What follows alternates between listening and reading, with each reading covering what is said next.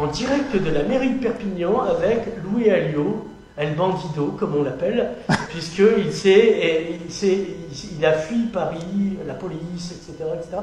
Alors, bon, dans les épisodes précédents, là vous êtes le maire de Perpignan, on est arrivé à la fin de votre mandat, quasiment, donc on fera un bilan, mais comme l'Union soviétique pour Georges Marchais, globalement positif, j'imagine. Il ne faut pas que l'imaginer. Et là, il y a un truc en ce moment, c'est ce procès qui a eu sa terminaison temporaire sur les assistants parlementaires. C'était FN à l'époque, c'était même pas RN. C'était FN ouais. RN, oui, c'était RN. Oui. Les deux, enfin peu importe. L'idée, déjà, il a duré combien de temps? 10 ans. Comment ça se fait que, si c'était urgent de vous faire condamner parce que vous êtes une menace... 10 ans le nôtre, 7 ans celui de Bayrou, qui est le même. Oui, voilà. Et lui, il dit que c'est pas vrai, mais bon... Ah si, il dit que c'est vrai. Ah ouais. Si. Mais il dit que c'était autorisé, comme ce qu'on dit nous. Comme je dis souvent, la corruption ou les détournements... et je ne juge pas ou je ne préjuge pas, c'est une courtoisie à l'Union européenne. J'en veux pour que Mme von der Leyen est présidente alors qu'elle a eu des histoires. Ni enrichissement personnel, voilà. Ni corruption. Il relève juste un contrat fictif qui en droit pénal n'existe pas. Peut-être qu'on en reparlera, mais... Et j'en veux pour preuve que vous avez dû vendre votre bateau.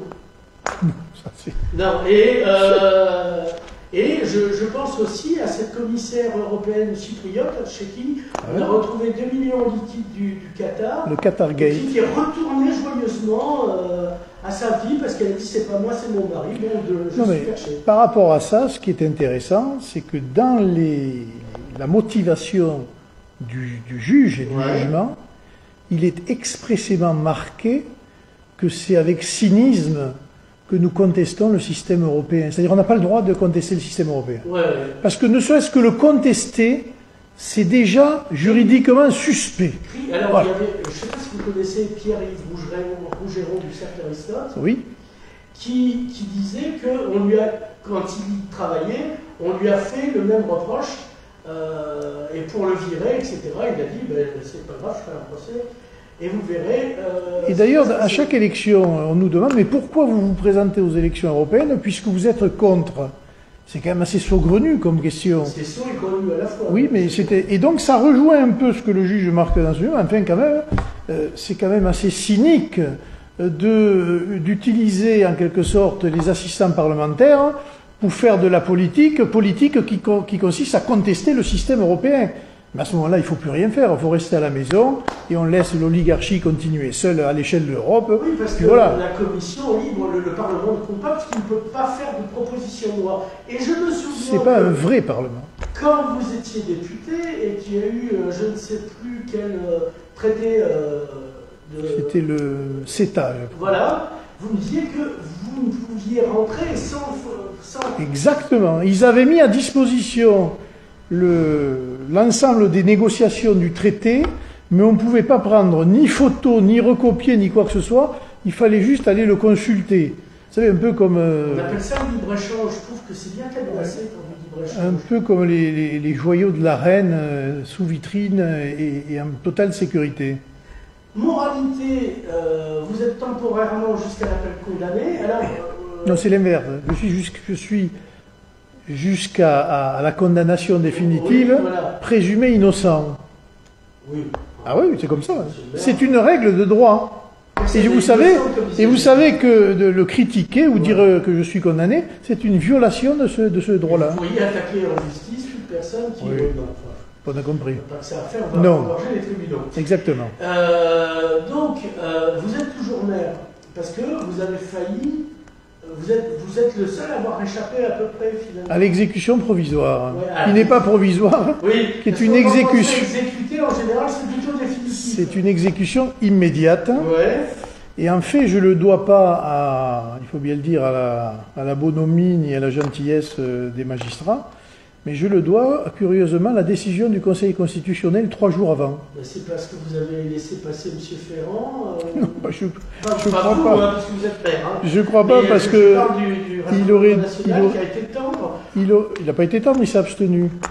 Mais parce qu'on aurait pu avoir pire, on aurait pu avoir Madame Taubira ou quelque chose comme ça. Donc, oui, j'ai entendu ce qu'il disait. Entre deux mots, il faut toujours choisir le moindre. Non, mais peut-être que l'homme qui est né au même endroit que moi plus tôt, je veux dire notre président bien-aimé Macron, vous a dit ça pour vous faire peur. Non, ils ont appliqué leur décision, qui n'est pas allée jusqu'au bout du raisonnement d'ailleurs, pour les élus locaux. Et donc on a tenu compte du fait qu'il fallait respecter les électeurs au niveau local. Parce que j'avais l'impression que pour le RN, il y avait une espèce de stratégie de la terreur, tant qu'il n'y avait pas la décision du tribunal. Vous attaquiez moins le gouvernement, là je ne parle pas de vous, je parle des députés, etc. Non, à l'Assemblée, on a mis des lignes rouges sur des sujets bien précis. Les retraites, ça va revenir. L'énergie, ça va revenir très rapidement. Donc, encore, je crois que Tanguy l'a dit et Marine aussi, rien ne nous empêchera de voter la censure dans les mois qui arrivent s'il continue à dormir gentiment sur une politique. D'ici 2 ans, s'il ne se passe rien. Mais, il est dans un entre-deux où il joue en quelque sorte l'abstention des socialistes. Parce que dans ces affaires de censure, il peut obtenir, dans des scrutins sensibles, l'abstention des socialistes. Mais il sait très bien que sur l'énergie ou les retraites, il n'aura pas notre abstention. C'est bon à noter. Alors, moralité, vous étiez dimanche à Paris, il faisait beau temps, place Vauban. Magnifique journée. Et alors, vous étiez nombreux, pas nombreux, parce que là aussi, des gens... Des calomniateurs ont dit « Ah, ils n'étaient pas nombreux quand même ». On était sûrement entre 8 et 10 000, honnêtement, sur une place en plein air. Mais sur le streaming en direct du meeting, par exemple, on était à 71 000 spectateurs. Ce qui, sur une vidéo en direct, est quand même assez rare. Donc voilà, c'est pour quelque chose organisé en 3 jours. Laissez-moi vous dire que moi j'étais en tout cas pas mécontent du résultat. Il n'y avait pas toute la province. Il y avait des régions parisiennes, un peu de Pas-de-Calais, un peu de choses comme ça. Mais je pense qu'au 1er mai à Narbonne, puisque je donne rendez-vous à tout le monde le 1er mai à Narbonne, et à l'Arena, je pense qu'il y aura beaucoup plus de monde. Donc c'est vous tout seul en live, en stand-up, Ou à Narbonne? Non, il y a Marine, il y a Jordan, il y a tout le monde. Mais on a déplacé ce 1er mai de Paris en général. Non, l'année dernière on l'a fait aussi à Normandie, je crois. Il y a une statue de Jeanne d'Arc à Normandie, oui, à Rouen, il y a 4 cendres, il me semble. Alors, est-ce qu'il y a une statue de Jeanne d'Arc? Je n'en sais rien. Mais il doit y en avoir une dans l'Aude, je pense, oui. Parce que curieusement, ou pas curieusement d'ailleurs, ça s'explique, il y a des statues de Jeanne d'Arc en langue de pays d'oc, et il n'y en a pas en pays catalan. Parce qu'à l'époque, c'était l'Espagne. Elles sont toutes dans les églises. D'accord. Voilà. Il y a des rues Jeanne d'Arc, mais il n'y a pas de statue. Eh ben on demandera, faites donc une statue de Jeanne d'Arc à Perpignan. Non, ça je le laisse à monsieur Estrosi, qui a fait ça à Nice, j'ai vu. Alors, on va parler rapido pour clore l'histoire, parce que tout le monde s'est étendu sur cette histoire et on a entendu votre vérité. J'aime bien prendre des tons à la Pascal. Samedi, Palais des Congrès, en concert, mais là tout seul. Non, c'est ce soir. Ah, c'est ce soir. Ah ben. Vous voyez que on a bien fait. C'est jeudi soir. Dans ma tête, c'était samedi. Non, on a fait ça pareil en 3 jours.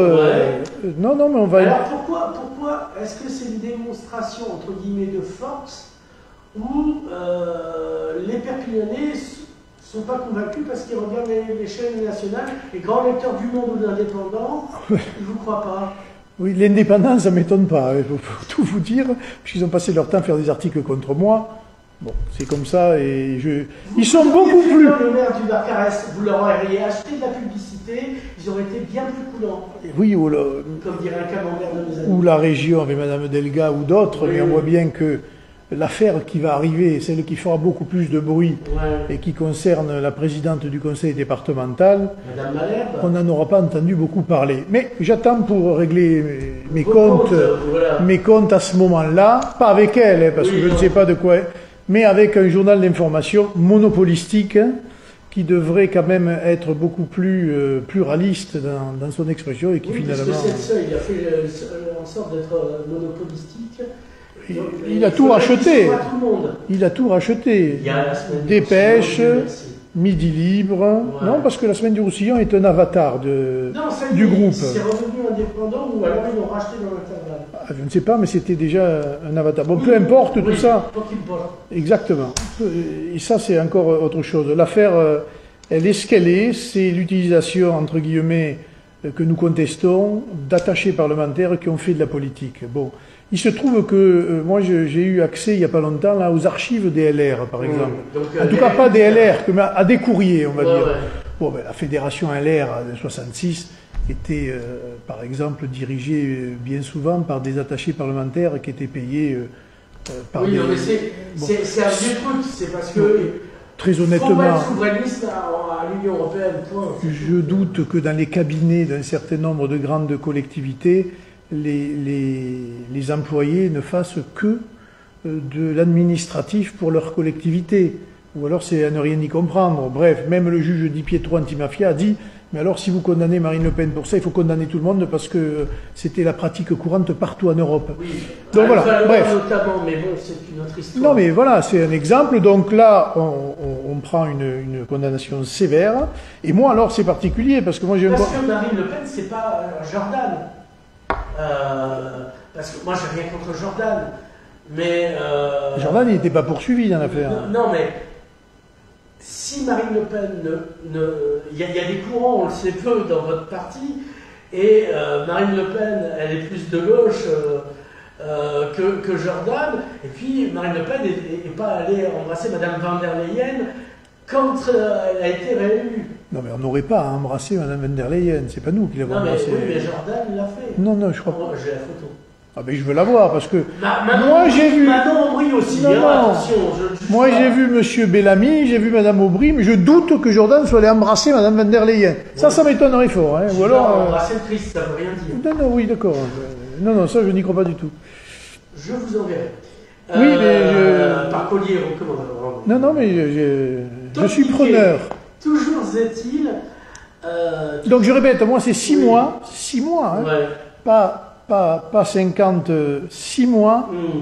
2 ans 2 mois de période d'essai, 2 mois de préavis de licenciement. Hein. 4 mois. En tout, 27 000 €.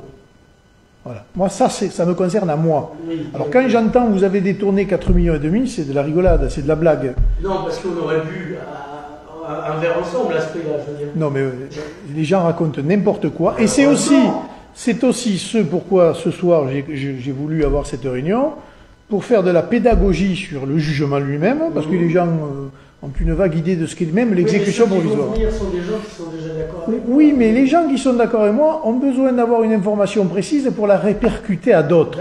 Ce sont aussi des prescripteurs d'opinion. Parce que la pédagogie, c'est l'art de la répétition. Exactement. Et puis, parler de la situation nationale et internationale très inquiétante, l'Ukraine, Gaza, Israël, oui, la situation nationale. Exactement. Mais je l'avais dit le jour même, moi ce qui me faisait marrer, entre guillemets, quand Trump a été élu, c'est qu'il a été élu contre tout le monde. Donc c'est assez rigolo de voir leur tête à la télévision le jour de l'élection, où ils ont passé 6 mois à dire de tout sur ce type-là, et à la fin, il gagne. Alors, il gagne là. Les élections, il gagne. Pas non plus. Non, mais il gagne là, il gagne le Sénat, il gagne la Chambre des représentants, il gagne lui-même. Mais tout ce qui se passe là aujourd'hui, il l'a annoncé. Hein. Moi, je suis pas surpris. Les droits de douane, ça a été toute sa campagne. Les histoires d'immigration, ça a été toute sa campagne. Le Groenland et le canal de Panama, rien n'est surprenant. Hein. Oui, mais Hitler avait tout écrit. Oui, mais on l'a pas cru. Oui, mais je pense pas que Trump ce soit Hitler quand même. C'est Rudolf Hess, en fait. Mais bon, je pense pas que ce soit les deux mêmes personnages. Mais ce qu'il fait sur la bourse, il y a deux solutions. Soit vous dites ce type-là est complètement idiot, il est en train de se tirer une balle dans le pied. Soit vous écoutez un type comme Warren Buffett qui dit mais ce qu'il a fait Trump là, ça aurait dû être fait depuis 50 ans. Il est en train de jouer l'économie du pays réel, l'économie réelle, contre la bourse. Et ça, personne ne l'avait jamais fait. Alors c'est sûr, ça va faire des dégâts. Hein.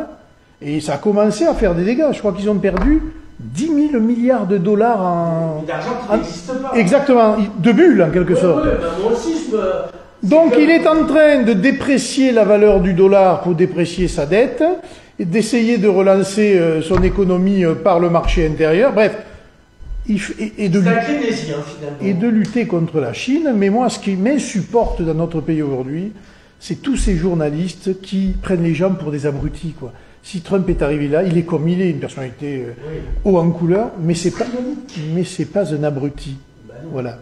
Et tous ceux qui disent qu'il en est, ce sont eux les abrutis, en fait. Mais les abrutis, quand j'ai un ennemi, enfin, je ne commets pas cette erreur, mais je devrais penser qu'il est con puisqu'il est mon ennemi. Voilà, tout le monde devrait se féliciter qu'il veuille arrêter la guerre Ukraine-Russie. Tout le monde, parce que ce qu'il dit est vrai. Je suis désolé, non. Il y a des dizaines de milliers de jeunes gens européens, ukrainiens évidemment, et russes qui meurent tous les jours dans une guerre absurde. Absurde. Voilà, c'est tout. Et donc, donc je sais très bien que Trump n'est pas, qu'on pourrait dire, un ami et que les intérêts de l'Europe lui importent peu, à la limite. Et nous, ici à Perpignan, les intérêts de nos viticulteurs, je crois qu'il doit s'en foutre quand même gravement. Non, il m'a dit hier que...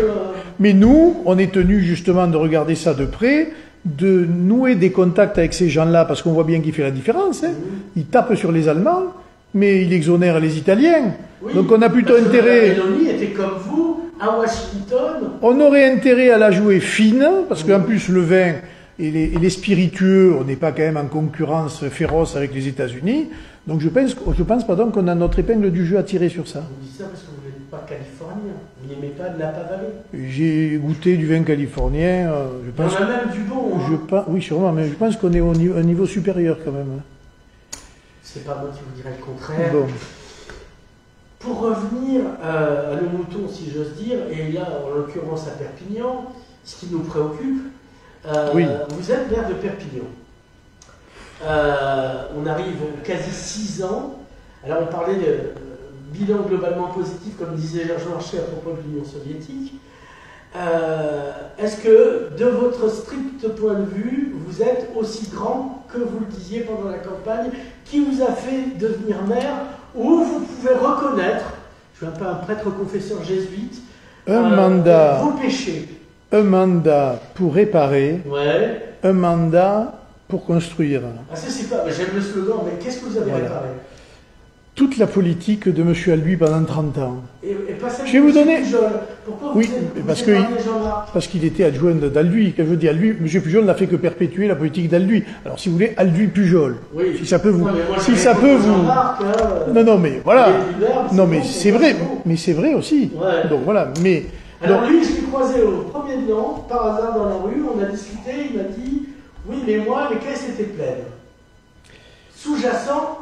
Les cimetières sont pleins de gens qui avaient les comptes en banque pleins. Oui. Bon, ils auraient mieux fait de l'investir, peut-être, ou de faire des dons ou des prêts à des gens qui avaient plus. Alors, vous ne l'avez pas investi dans une radio gitane. Bon, d'accord. Mais dans quoi vous l'avez investi? Dites-moi. On l'a investi d'abord dans la propreté. D'abord, une partie. Oui. Parce que la propreté, ça n'a pas de prix. Quand on est arrivé, que le veuille ou non, l'outil propreté était totalement par terre. Vous m'avez raconté dans une autre interview que les machines, alors vous avez racheté 2 machines, mais les machines tournaient à sec. Ben, les machines en fait ne fonctionnaient pas et il y en avait le pack de machines qui lavent les rues était totalement obsolète ou en panne. Et l'équipe de propreté en général était totalement désorganisée et ça se voyait en fait. Donc il a fallu juste remettre un peu d'ordre dans les équipes et acheter du matériel. On a investi dans la police municipale, ce que j'avais dit qu'on ferait. Oui, Blast m'en a parlé d'ailleurs. Oui, mais Blast on en reparlera peut-être tout à l'heure. Surtout sur la dernière affaire là. Et parce que on dit rapidement. Il semble que vous ayez perdu le procès. Oui, enfin, diffamation, mais quand vous regardez les attendus du procès, enfin les explications du juge sur la manière dont Blast a on appelle ça, à exprimer ou à exposer ce qui s'est passé. Ouais. Ils disent que c'est totalement gratuit, des accusations gratuites, qu'elles peuvent être apparaître comme diffamatoires. Sauf qu'à la fin, il dit mais ce sont des journalistes et donc ils agissent de bonne foi. Alors, moi qui le suis, agir de bonne foi. Bon, donc on a bien compris qu'en France aujourd'hui, Ouais. plus personne ne peut être attaqué en diffamation, parce que les juges aujourd'hui ne condamnent plus pour la diffamation. Vous pouvez raconter n'importe quoi, il ne vous arrivera rien. Voilà, Ah ça il faut le savoir. C'est bon à savoir, merci. Oui, ah mais je vous le dis, ou alors un truc extravagant, mais il ne vous arrivera pas grand-chose en tout cas. Donc on a fait ça, on a fait donc la police, Ouais. on a, alors je sais que c'est un peu votre dada, mais il faut regarder les choses de près, le NPNRU, Oui. en rue NPNRU, Parce qu'on arrive à Saint-Jacques. c'est pour depuis ça que- 30 ans, il ne s'y Ouais. passait rien. Bon, qu'on le C'est veuille. pas gentil pour Jean-Paul Albuy. Il ne s'y passait rien. 120 millions d'euros, Jean-Paul Albuy, on se demande où ils sont passés. Notamment, il me semble, Mais dans mais dans- l'université. Non, pas du tout, dans les places, les trottoirs, etc. Oui. Et Il a refait sa vie l'université, avec Saint-Jacques. l'université, pas du tout, c'est exactement. Et l'université, c'est Jean-Marc Pujol pour le coup, Oui. là aussi avec de l'argent de l'État et beaucoup de la mairie aussi, et de la région et du département, tout le monde a joué le jeu pour la recentralisation de l'université de droit, Ouais, Madame ce qui est très Delvaux bien. est venue inaugurer. Exactement, donc ça c'est très bien. Mais on avait beaucoup détruit, mais jamais construit. Et on est arrivé à une espèce de malaise général où quand moi j'arrive en mairie, il faut quand même le savoir, nous n'avons pas d'inventaire des biens qui appartiennent à la commune. C'est dommage, ça peut aider. Non, mais c'est pas ça. Surtout dans Saint-Jacques et Saint-Mathieu, où on a, je crois, 60 ou 70 maisons. C'est des vieux cartulaires. Enfin, appartements, parce que pas des maisons, mais appartements. Ouais. Donc il a fallu faire un inventaire, il a fallu regarder ce qui était cassé de ce qui tenait la route, et il a fallu négocier avec l'ANRU parce qu'il y avait un volet urbain, c'était les démolitions et les achats de vieilles demeures, un volet social dont Pujol ne voulait pas entendre parler, il n'y avait rien, donc il a fallu bâtir ce volet social non sans difficulté, etc. Donc il a fallu qu'on remette sur pied. Alors évidemment, tout n'est pas parfait, il y a notre ami monsieur... Non. Nounours, Ginès. Non. L'association qui fait des procès à tout bout de champ, l'ASPAR. Oui. L'ASPAR. Oui. Ah, Jean-Bernard. Qui attaque systématiquement, mais qui perd tout le temps. Bref, pour la première fois, il y a un bâtiment qui va se créer.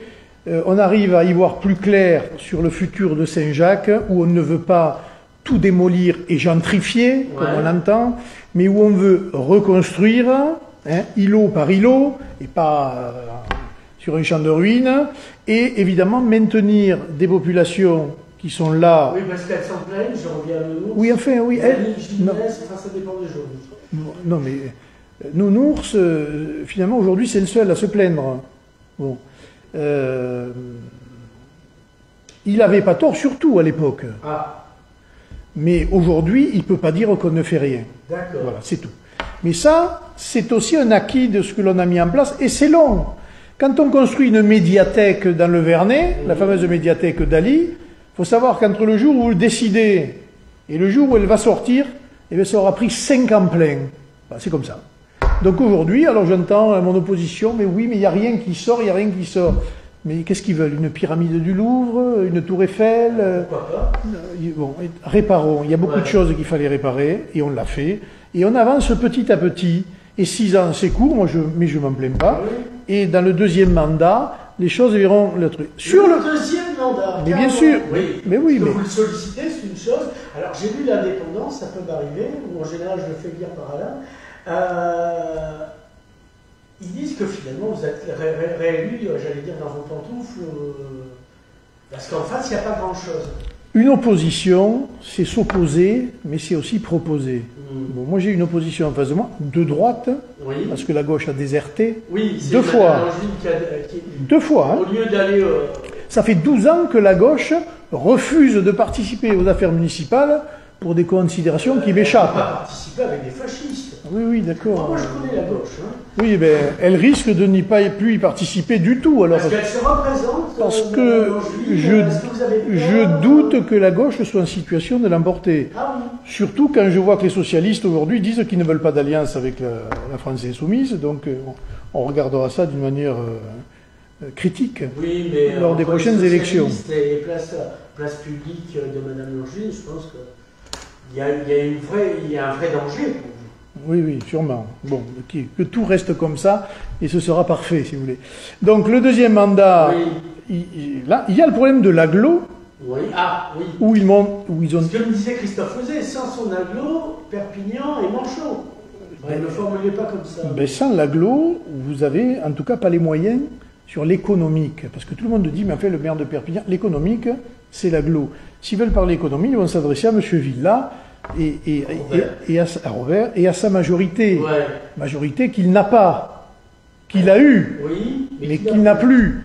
Parce que c'était une majorité faite de briques et de brocs. Ouais. Et en fait, l'agglo est un guichet où toutes les mairies vont tenter d'avoir le maximum. C'est le jeu. Ben, c'est le jeu. L'ancien maire de Cabestany, notamment. C'est le jeu parce qu'on nous a embarqués dans cette affaire de communauté urbaine avec un mensonge.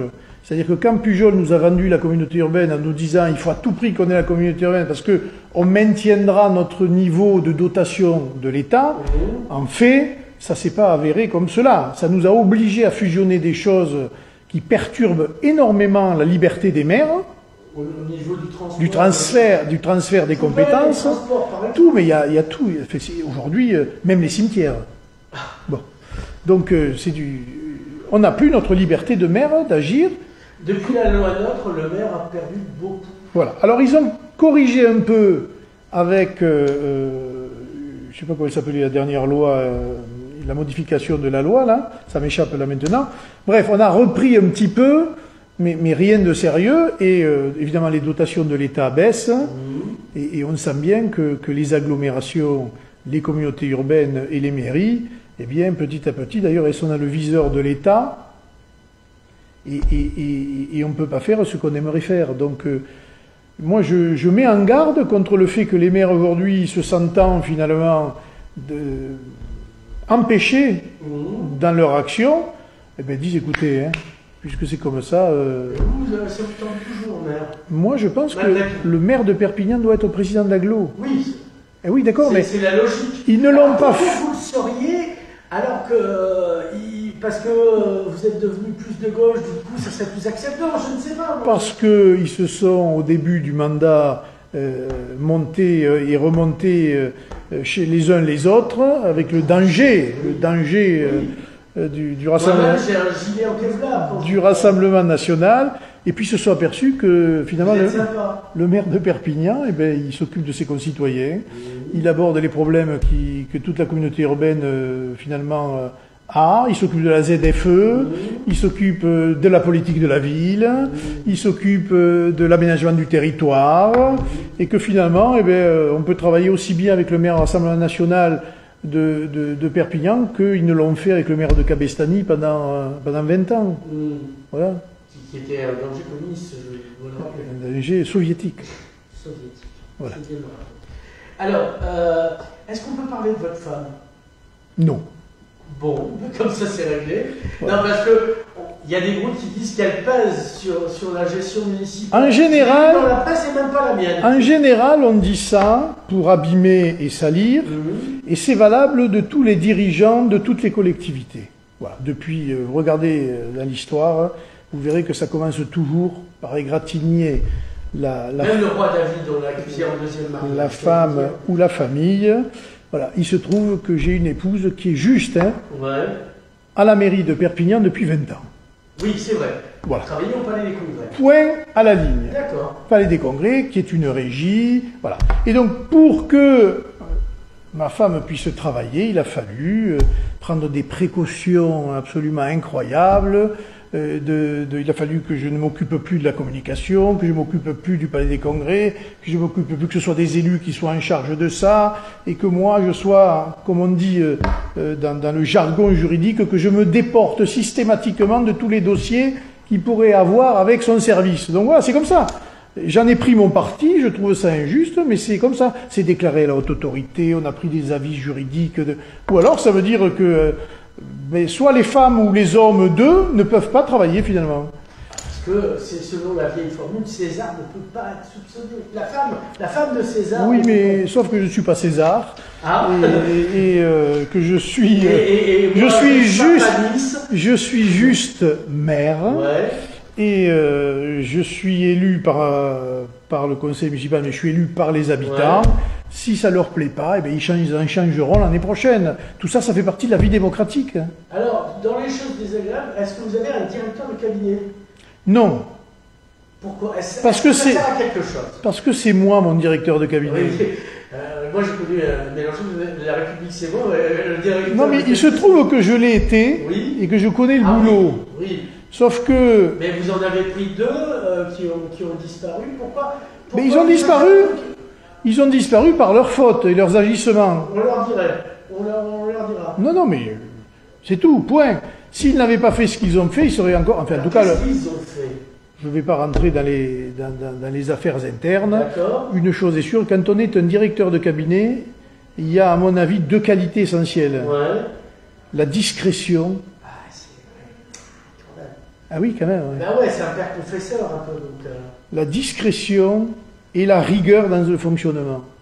Voilà. D'accord. Ils avaient tous les deux d'énormes qualités, oui, même de sens politique, de rédaction, etc. Mais quand vous êtes au service d'une personnalité politique, pour moi, c'est rédhibitoire. Si vous allez vous répandre auprès des journalistes, auprès de surtout pas les bons. Non, mais c'est que vous connaissez pas le boulot. Il faut savoir, en fait, s'effacer. Et la plupart du temps aujourd'hui, c'est un drame de notre société d'aujourd'hui, les gens veulent paraître. Les gens veulent qu'on parle d'eux. Les gens veulent se mettre en avant, veulent exister. Mais quand vous choisissez d'être directeur de cabinet, c'est l'inverse. Vous rentrez dans votre coquille, vous bossez pour celui qui, lui, a la lumière, mais vous vous occupez pas du reste, parce que c'est pas, ça vous concerne pas le reste. Et le boulot de directeur de cabinet, à l'avenir, il va être très compliqué. Très, très compliqué. Ah, parce qu'avant, vous pouviez, le personnel de cabinet, oui, vous pouviez, parce que c'était consubstantiel à la mission, le licencier pour incompatibilité de... Oui, à ce qui n'est plus le cas. D'humeur. D'idées. Il peut y avoir un différent. Oui, de mon point de vue, oui. Cour d'appel de Montpellier, administratif de Montpellier, aujourd'hui, c'est plus le cas. Il faut justifier les désaccords. C'est la porte ouverte à tout. Oui. Parce que vous êtes contesté dans tout ce que vous pouvez faire, et finalement, vous n'êtes jamais à l'abri de mauvais coups, ou de je ne sais quoi, et donc vous êtes même responsable des agissements de votre directeur de cabinet sans le savoir. Donc moi, ça, je ne marche pas, donc j'en ai plus. Voilà. J'ai des membres du cabinet, un secrétariat, j'ai un coordinateur qui regarde le travail des élus, etc. Mais je ne veux surtout pas que quelqu'un parle en mon nom aux autres. Je suis assez grand pour savoir ce que j'ai à dire.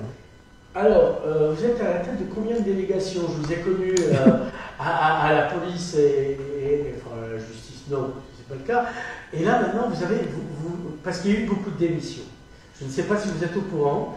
Je pense à Charlotte Caillé, qui a été la première. Oui, enfin, elle était sans délégation, pour le coup. Ah, bon. Elle avait une sous-délégation de l'éducation. D'accord. Déjà, elle n'était pas adjointe. Ouais. Ensuite, vous avez eu Reyes. Ouais, je me tairai sur le cas Reyes. D'accord. Et puis, vous avez... Marie-Bach. Bon. Et le dernier en date, Rémi Génis. Voilà. Mais il y a eu il y en a eu d'autres qui sont arrivés. Ah, oui, alors... d'aucuns diraient des traîtres. Ah ben alors, ils ne sont pas traîtres d'un côté, traîtres dans un sens et pas dans l'autre. Oui. Ah oui, d'accord. Alors, vous parlez de Madame Bruzy, de M. Parra? Non, ceux-là sont dans un intergroupe. D'accord, oulala. UDR, mais M. Antoniazzi et M. Casagrand, Jean, sont aujourd'hui avec nous. Mais tout ça, ça fait partie de la vie municipale. Mais moi, ce que je regarde, c'est que les leçons de comportement de mon opposant, parce qu'il n'y en a que... En fait, il n'aura... Alors, vous n'avez pas peur de Christophe Euzet, d'Agnès Langeline, de M. Hydra, Non, mais il faut une position, il en faut une quand même. On ne peut pas rester sans opposition. Oui. Donc c'est plutôt sain qu'il y ait des gens qui se positionnent. Vous ne regardez que ceux que vous avez au conseil municipal. J'ai que. Voilà. Et donc la seule réussite qu'ils ont eue, c'est d'être tellement excentriques et extrémistes qu'ils se sont divisés entre eux. Voilà, parce que si Madame Bruzy, Monsieur Parra et les autres Madame Anglade sont partis, c'est bien à cause du comportement de ceux-là. D'accord. Voilà. C'est tout. C'est ça. Parce que j'ai eu la version de Bruno Noguered, évidemment. Mais bon, qui n'a pas compris d'ailleurs pourquoi ils étaient partis, mais passons. Ben, il devrait s'interroger sur lui-même. Alors, est-ce que vous les choyez? Est-ce que vous avez égorgé de vos gras, comme on dit dans la Bible?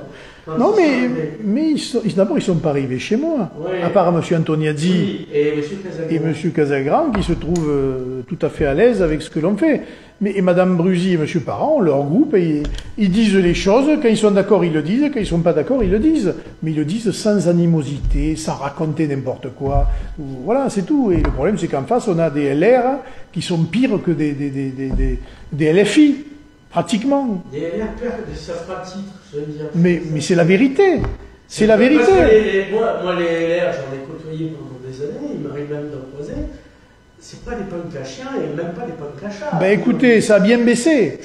Ce qui explique d'ailleurs peut-être le score. Vous regrettez François Calvé. Peut-être le score qu'ils font dans le département d'ailleurs avec ce genre d'individus qui les représentent.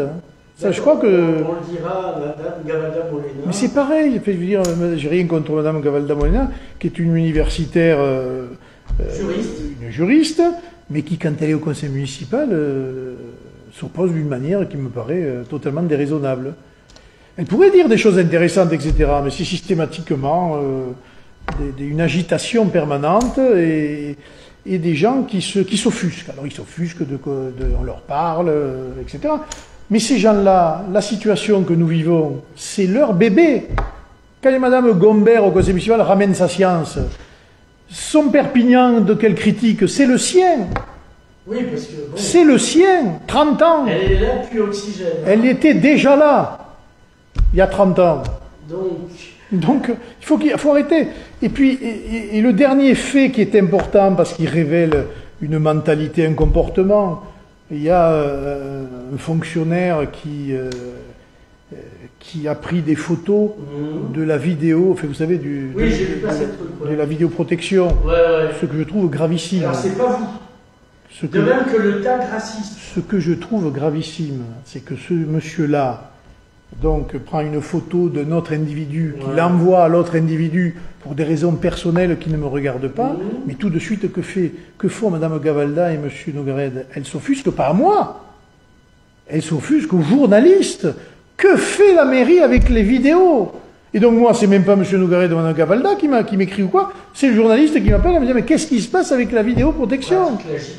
Oui, mais là, sauf que la J-Propre, le monsieur qui est derrière la caméra, fait la vidéo, on s'aperçoit qu'il est en lien par courrier électronique et par message avec M. Noguered, à qui il dit qu'il lui donnera des renseignements sur ce qui se passe dans la mairie.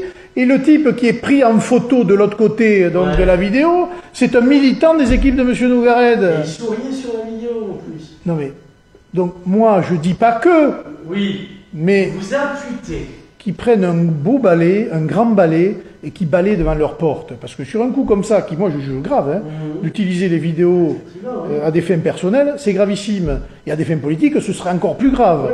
Mais les insinuations de Mme Gavalda, professeure de droit, et de M. Noguered, alors ça, si vous voulez, c'est saisissant par rapport à leur comportement. Alors, on va parler des Catalans, parce que je sais que vous les aimez, peut-être à votre manière pas des brutales. Mais c'est pas des Catalans, certains Catalans. C'est mes amis catalanistes qui m'ont dit, ce monsieur il est méchant. Non, c'est même pas ce qu'ils m'ont dit. Je vais vous dire, je sais pas si vous en dites ça, parce qu'il n'y en a pas beaucoup qui le parlent, en fait. Ah. Et vous, le Valencien, vous y êtes mis? Je le comprends. En Valencia, on amène des Catalans. Pas de par là. Donc, est-ce que c'est vous qui avez payé monsieur Christopher Pearson, directeur de la Caisse de la Généralitat, pour dire ce qu'il a dit? Je le connais. Non, parce qu'on vous a soupçonné. Je ne le connais pas. Mais je pense que c'est plutôt du côté des socialistes catalans qu'il faut aller voir. Ah, vous avez vu ça aussi? Oui. Vous avez pressenti. Il est viré.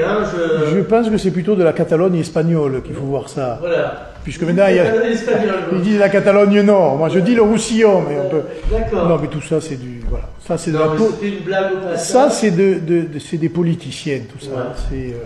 Je ne sais pas, ce monsieur, je ne le connais pas, le pauvre, bon. Mais on n'a pas eu le temps. Il est parti. Il est trop tôt. Mais qui vont-ils nous mettre? Ah, une légende raconte que c'est l'ancien maire de Pousserne.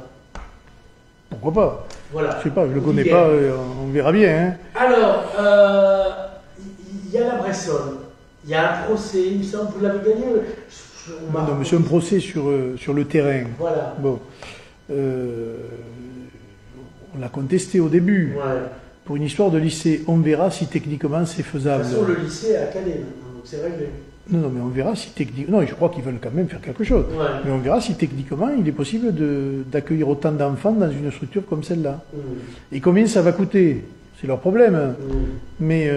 c'est la Généralité qui paye, donc ça va. Oui, mais j'ai l'impression que le trou qu'ils ont comblé, ils ne sont pas nécessairement heureux de l'avoir comblé. Ou en tout cas, ils font. Mais moi, ce que je peux dire, c'est que nous, on fait à la limite de la légalité sur le sujet. Il faut le savoir. Hein. C'est-à-dire qu'ils ont, comme avant, il n'y a pas eu de, comme j'ai vu dans certains canards, on donne toujours la même somme, les mêmes locaux, et même, ils ont même un avantage, je ne devrais même pas le dire, parce que ça peut me coûter un procès d'autres, hein, ou en tout cas une mise à niveau des autres. Faites-vous les procès, je m'en méfierais. Non, mais tout le monde le sait, ils bénéficient de moyens plus avantageux que d'autres écoles privées sur le territoire.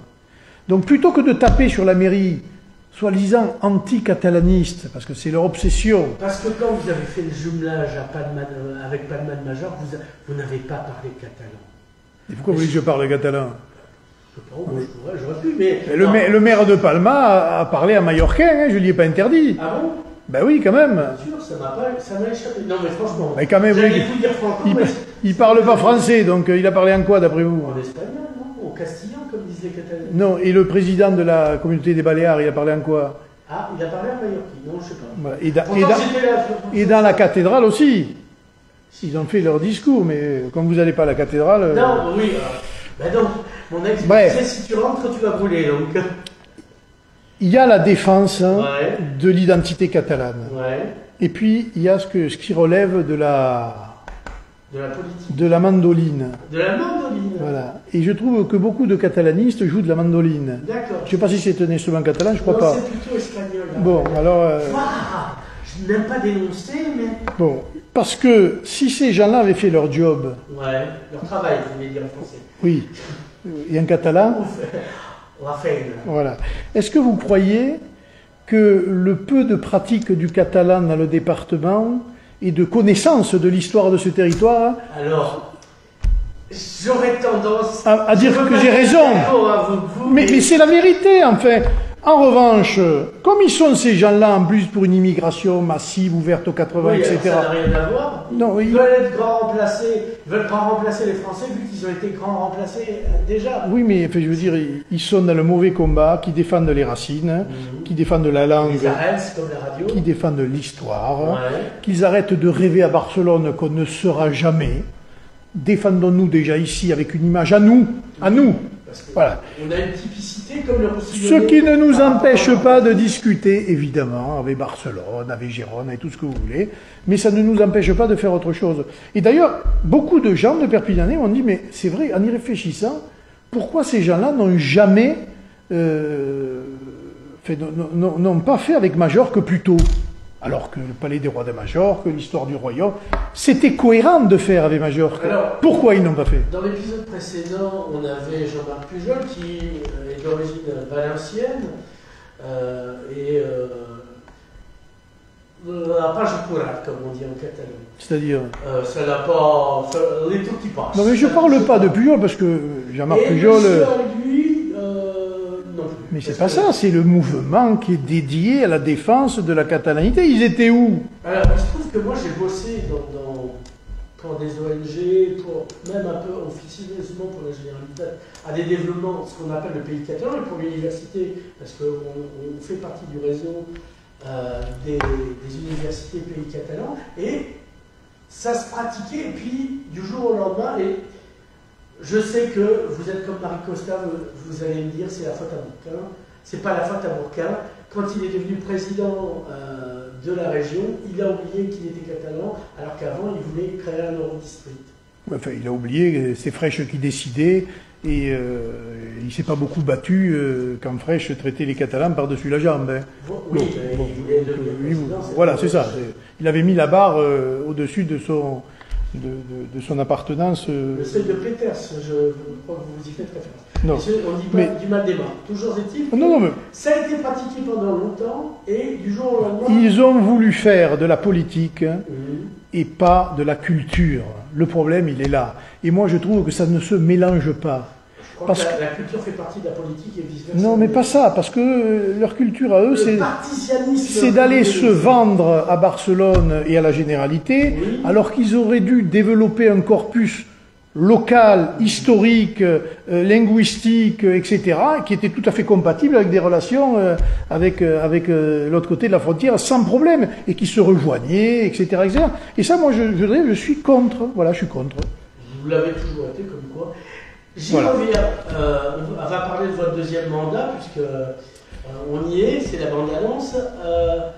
Est-ce que vous avez développé des activités plus catalanes pour faire oublier ce que vous reprochez? Je vais appuyer sur l'histoire de Perpignan, voilà, et de notre territoire, donc nécessairement la partie catalane de cette histoire, que toute personne ne connaît en fait. Moi je m'y replonge petit à petit, mais on s'aperçoit que les gens parlent la Catalogne, mais quand vous commencez... Exactement, mais de quoi on parle? Et je pense qu'il faut maintenant un outil, ce que j'avais appelé l'Institut du Roussillon, qu'on verra comment on l'appelle, peu importe d'ailleurs, et qu'à l'intérieur, il y ait des études sur, et surtout qu'on transmette cet héritage-là. Parce que sinon, on fait du marketing, mais c'est bien le marketing. Hein. Oui, mais c'est pas suffisant. Mais faut vendre un territoire, c'est important. Mais qu'est-ce qu'il y a derrière? Voilà, c'est tout. Et alors, rapidement, puisqu'on est plutôt à la fin... C'est ça. C'est quoi la bande-annonce de votre prochain mandat? Mais je ne vais pas vous le dire, on va démarrer la campagne, on va dire quoi, au mois de janvier. D'accord, oui, mais vous avez... Allez, 2 trucs. Non. Si centimes, comme on dit en catalan. Et vous savez qu'il ne faut pas trop... Il ne faut pas se dévoiler. Exactement, il faut pas se mettre à nu. Il faut, faut donner envie. Comme on dit en catalan, il faut teaser. Il faut donner envie, à teaser, oui, sûrement, oui. Pas de la même manière. De tisane en français. Oui, c'est ça. Donc, vous verrez, je dévoile rien, mais je pense que Perpignan est bien placée, on l'a toujours dit. Mais, oui, celle-là, je la connais. Hein. Mais elle est de mieux en mieux placée sur l'échelle de l'aménagement du territoire. Et je pense que pour l'avenir, il faut savoir tirer profit de ce fameux TGV espagnol, dont tout le monde se fout, il faut quand même le dire. Oui. Alors qui nous met à... Oui, on peut même aller après ça, même à Madrid. Il nous met à 3h30, je crois, de Madrid, et à 1h de Barcelone, ou 1h... voilà. Et travailler beaucoup pour notre TGV français, quand même, parce que sinon, on n'y arrivera jamais. Et je pense travailler sur la rénovation, tout simplement, de Perpignan. Qu'est-ce qui manque à Perpignan? Alors, il manque des emplois. Ça, je vais dire, il y a des institutions pour ça, il y a de l'économique à faire. Et le centre-ville de Perpignan, justement. Et le centre-ville de Perpignan, où on commence par la rue des Augustins. Oui, la fameuse. Oui, je sais. Alors, brocanteur, métier de bouche, qu'est-ce qu'on aura finalement? On aura des produits d'ici et des commerces d'ici. D'accord. Voilà, normalement. Parce que se sont installés depuis un certain nombre d'autres boutiques et commerces. Mais pas du tout, ça fait partie... Non, ça pour le coup... mais on n'est pas obligé d'avoir que ça. Oui, voilà. Et est-ce que vous avez un projet pour la place Rigaud? Je dis pas ça parce que j'y vis. Parce que là, c'est le vide absolu. Depuis... C'est même pas vous qui avez fait. Vous auriez pu faire fermer l'atmosphère, ça leur aurait évité de se suicider. Ben ouais, c'est dommage l'atmosphère d'ailleurs. Mais ce qui est curieux avec cette place, c'est qu'elle est attrayante quand on la voit, mais que curieusement, personne ne veut aller s'y installer. Alors on a des demandes. Hein. L'épicerie a été remplacée par un salon de thé, je ne sais pas si vous êtes au courant. Oui, non, mais j'y passe tous les jours. Hein. Et c'est une chose dont on va s'occuper, mais c'est aussi une place. Par exemple, on a voulu y mettre le marché de Noël. Oui. Des chalets qui n'ont pas marché. Oui, non, mais d'accord. Qu'est-ce qu'on a à foutre de la bouffe Oui, mais tout le monde croyait que les gens allaient tourner dans... En fait, vous vous rendez compte que le centre-ville de Perpignan... Non, ils ont déjà leur chemin comme les chats. Ils sont là et ils vont même pas place de Catalogne d'ailleurs, ou très rarement, alors que c'est quand même l'espace de centre-ville, il est quand même plutôt... donc c'est une... sur l'axe qui va être totalement rénové, Augustin-Lucia, hein, la place Rigaud qui a été magnifique, elle devrait quand même voir arriver un certain nombre, je l'espère, de commerces bientôt. Quand je dis de commerce, c'est souvent des restaurants, il faut bien le dire. Il y a un projet qui a capoté, qui aurait été un très beau projet. Et donc, je pense que d'ici la fin de mandat, on verra arriver quelques installations. Louis Alliot, merci. On se dit à une prochaine fois. Si survie à ma transplantation. Bon courage, bonne chance. Merci. Merci Louis Alliot.